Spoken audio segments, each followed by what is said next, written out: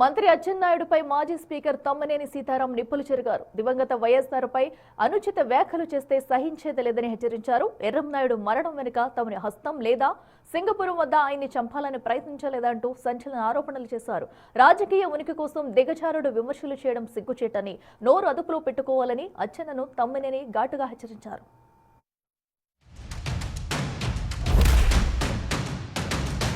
రాజశేఖర్ రెడ్డి గారు చనిపోయే సమయంలో నువ్వు ఎక్కడున్నావో చెప్పవలసినటువంటి బాధ్యత నీకుంది.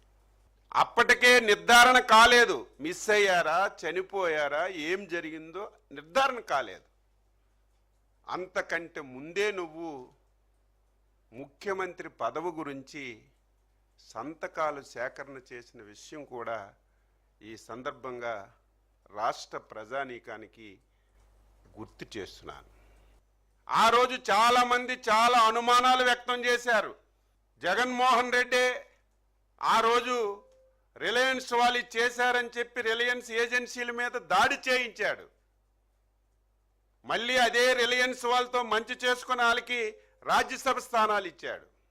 అదే సమయంలో ఈ పార్టీలో ముఖ్య నేతగా ఉన్నటువంటి బొత్స సత్యబాబు గారు వైఎస్ మృతి వెనక జగన్ హస్తం ఉందని సాక్షాత్తు నీ దగ్గర ఉన్నటువంటి బొత్స సత్యబాబు గారు ఆవేళ మాట్లాడారు. ఒక సైకోకి పదవి వ్యామోహం వస్తే పదవి గురించి ఏదైనా చేస్తాడు.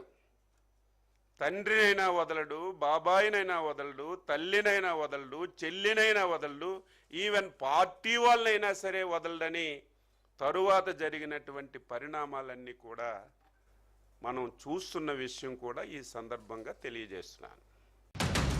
ఎర్రన్నాయుడు మరణంతో నీ హస్తం లేదా? ఆ రోజే అన్నారు చాలామంది. మొట్టమొదటిసారిగా ఇక్కడ పెట్టాం. ఆయనకి బాంబు పేలి చావు తప్పి కన్ను నట్టుపోయినట్టు సింగపురం దగ్గర మీరు చేసినటువంటి ప్రయత్నం ఎవరికి తెలియదు. ఆ ప్రయత్నంతోనే ఆయన నేరుగా తెచ్చి ఇంట్లో వేశారు. సరే, ఆయన మరణించడానికి నీ హస్తం ఉందని చెప్పి దెర్ ఈజ్ ఎ వైడ్ చాలా పెద్ద ఎత్తున చెప్తున్నారు. ఆ పెద్ద ఎత్తున చెప్తున్నటువంటి వాటిల్ని నువ్వు అది కాదని చెప్పి ఖండించు. వైజాగ్ నుంచి వస్తున్నటువంటి మీకు ఖచ్చితమైనటువంటి లారీ యాక్సిడెంట్ చేశారు. ఆ యాక్సిడెంట్లో మీ అన్నయ్య గారు చనిపోయారు.